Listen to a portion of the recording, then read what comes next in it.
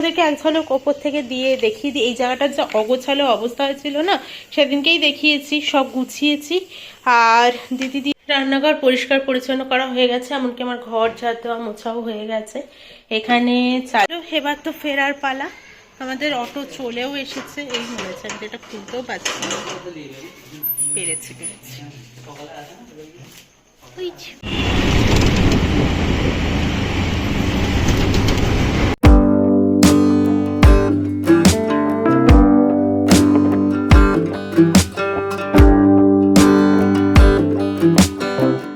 এখন বেজে গেছে 11টা। আর এখানে আমি বসিয়েছি মোচার আলুটা ভাজতে, এদিকে বসিয়েছি ও চা।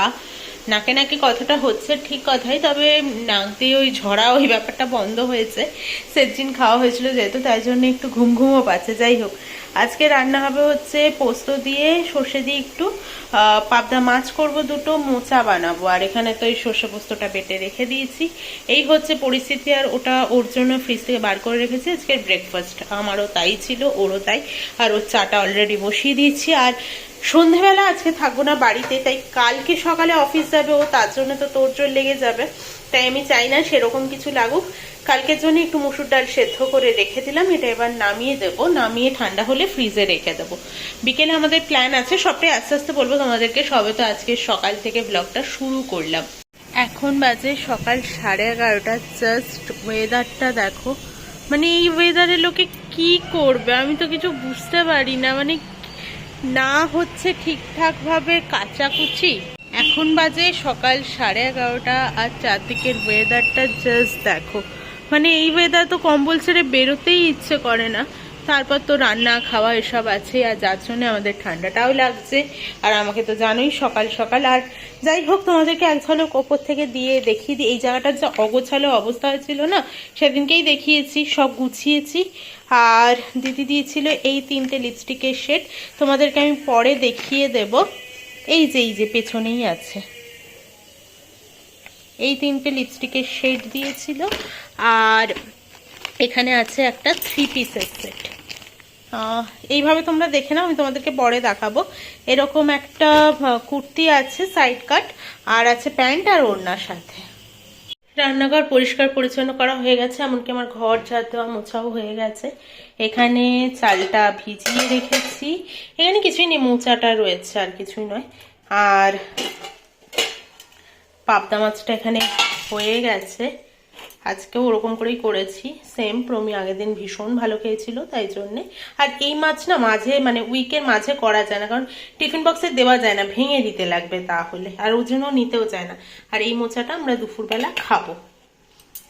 এখানে তো এই মাছের লেজ ভেসে যাচ্ছে, তো এখানে ওটা রয়েছে। আর এখানে কালকের জন্য যে মুসুর ডালটা সেদ্ধ করেছি সেটা রয়েছে। এখন আমরা বেরোবো। সমস্ত কিছু কমপ্লিট হয়ে গেছে আমার। জাস্ট এবার আমি পুজোটাই দিতাম স্নান দান করে, তো সেই কাজটুকুই বাকি রয়েছে। এখন বাজে 12:06। প্রমির একা যাওয়ারই কথা ছিল, কারণ আমার প্রচন্ড ঠান্ডা লেগেছে বলে আমি না সকাল থেকে কাজ করতে পারিনি। অনেক বেলায় নেমেছি কাজ করতে, তাই জন্য ও বললো যে আমি একাই যাব। তাহলে হঠাৎই এখন বলছে যে না, রান্নাবান্না হয়ে গেছে, চলো তাহলে। আমার যাওয়ার ভীষণই ইচ্ছে ছিল, একদমই ছিল না তা বলবো না, তবে শরীর দিচ্ছিল না, তাই জন্য একটু ভাবছিলাম যাবো কি যাবো না। আমরা কোথায় যাচ্ছি আমি বলি। মাঝে একবার গেছিলাম, তোমাদেরকে মনে আছে কিনা জানি না, বলেছিলাম যে আমার নিজের পার্সোনাল কাজে একটু বেরিয়েছিলাম, খুব তাড়াহুড়ো করে বেরিয়েছিলাম। সেদিন না ভাইয়ের একটু শরীর খারাপ হয়ে গেছিল। তো আজকে একদম সবটা ঠিক আছে, ঠাকুরের ইচ্ছায়, সেরকম কোনো ব্যাপারের জন্য নয়। ভাইয়ের কাছেই যাব একটু দরকারে। কাবেরী আন্টি যে বলেছিলাম এসেছিল আমাদের বাড়িতে, ওই আন্টির ছেলে তোমরা জানো, এখানে থেকেও ক্রাইস্ট ইউনিভার্সিটিতে পড়াশুনো করছে, তো ওর কাছেই একবার যাবো, একটু দরকার আছে, তাই জন্যে।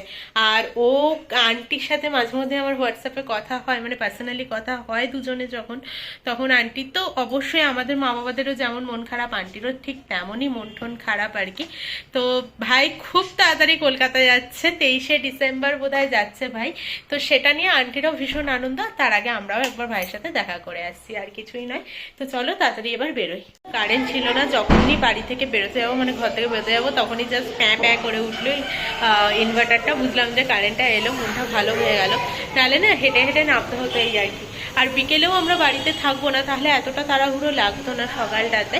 তো বিকেলেও একটা প্ল্যান আছে, সেটা তোমাদেরকে বিকেলেই বলবো, এখন না। আর আপাতত আমি ঠিক আছি। মাও বারবার জিজ্ঞেস করছিল কি রে কেমন আছিস, কারণ ঠান্ডাটা না মারাত্মকভাবে লেগে গেলে খুব কষ্ট। আর আমার নিজের পার্সোনালি মনে হয় জ্বরের থেকেও ঠান্ডা লাগলে বেশি কষ্ট হয়। মানে জ্বর আসলে তাও নিস্তেজ হয়ে পড়ে থাকা যায়, কিন্তু ঠান্ডা লাগলে যেন পড়ে থাকলেও শান্তি হয় না। এই যে এর থেকেই কিন্তু লেগেছে বাবু, আর কিছু দান না করুক, এইসব অফিস থেকে এসে ভালো দান করতে পারে ঠান্ডা। আমি সবসময় বলি যে গামছা বা যে টাওয়েলটা ব্যবহার করছো ওটা সাথে সাথে ধুয়ে দিও বা কিছু, কারণ বাথরুমে পড়ে থাকলে না অনেক সময় মনে থাকে না। সেসব করেনি বাবু, ও টাওয়েলটা ইউজ করেছিল, তারপর আমিও করেছিলাম, আর তারপর তো আছে একসাথে থাকা, তাই জন্যই লাগে এই আর কি। চলো আর বক বক করবো না, এবার বেরোই। চলে এসেছি, এখন বাজে 2:01, ভাতও বেড়ে নিয়েছি, খেতে বসবো। হ্যাঁ আমি আর কুর্তিটা ছাড়িনি, তো পরেই ছাড়বো। আপাতত খিদে পেয়েছে, একটু আগে খেয়ে দিইনি, তারপরে একটু রেস্ট নিয়ে তারপর বিকেলে বেরোনোর কথা ভাববো। একটু নয়, প্রায় 1.5-2 ঘন্টা একটু রেস্ট নিয়েই নেব। তারপর আর এসে ভাত ফাত বসালাম। আর আমাদের কপালটা না এতটাই খারাপ, উঠবো যখন দেখছি কারেন্টটা নেই, মানে লিফট চলছে না, এই আর কি। চলো আর দেরি করবো না, বিকেলে একবারে তোমাদের সাথে দেখা হচ্ছে। এখন বাজে বিকেল 4টে, আমাদের 4টেতেই বেরোনোর কথা ছিল, তাই আমি রেডি হয়ে গেলাম। সত্যি কথা বলতে টান টান একটা ঘুম দিয়েছিলাম, খেয়ে দিয়ে উঠে 3:33-এ প্রমি আমাকে ডাকতো না, যেখানে যাওয়ার কথা তিনি ফোন করেছিলেন প্রমিকে আর কি। প্রমি বসে শুয়ে শুয়ে একটু ভিডিও না কি সব দেখছিল, এই যে ও রেডি হয়ে গেছে।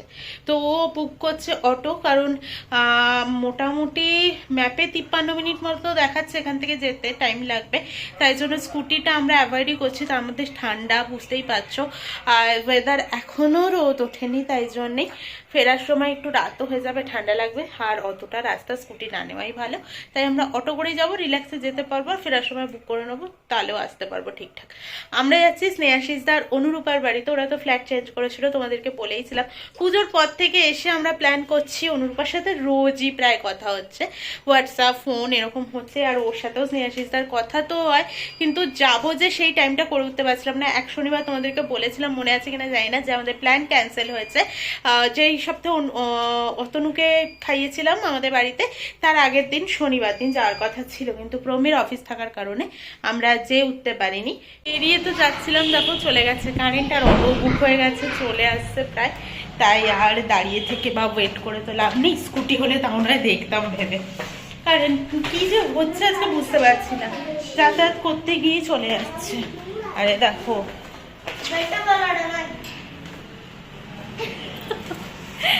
ওর সাথে ভালো বন্ধুত্ব হচ্ছে, ওর নাম হচ্ছে প্রজ্ঞা।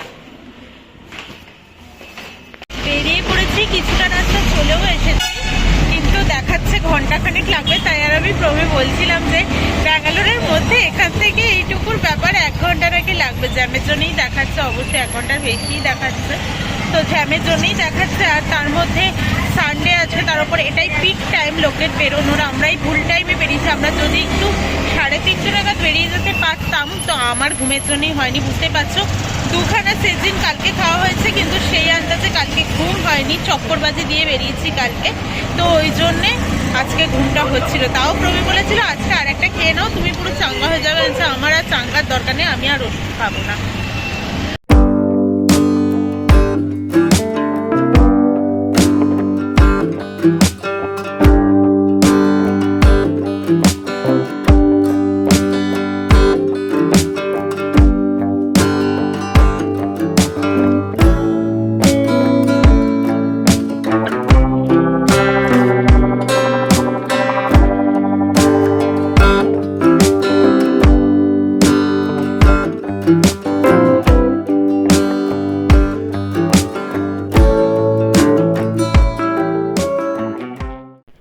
অনুরূপা কত কিছু আয়োজন করেছে দেখো, ফ্রাইড রাইস, ফিশ ফ্রাই যেটা ছিল তেলাপিয়া মাছের, আর অপূর্ব লেগেছে খেতে। এটা অবশ্যই বাড়িতে একদিন ট্রাই করব, ওর থেকে জেনেছি আমি। আর হচ্ছে চিলি চিকেন ছিল, আর ছিল মিষ্টি, সেটাও দেখানো হয়নি, এই আর কি।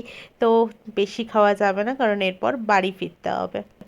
এবার তো ফেরার পালা, আমাদের অটো চলেও এসেছে। এই মনেছে আমি এটা খুলতেও পারছি না, পেরেছি। Tata tata.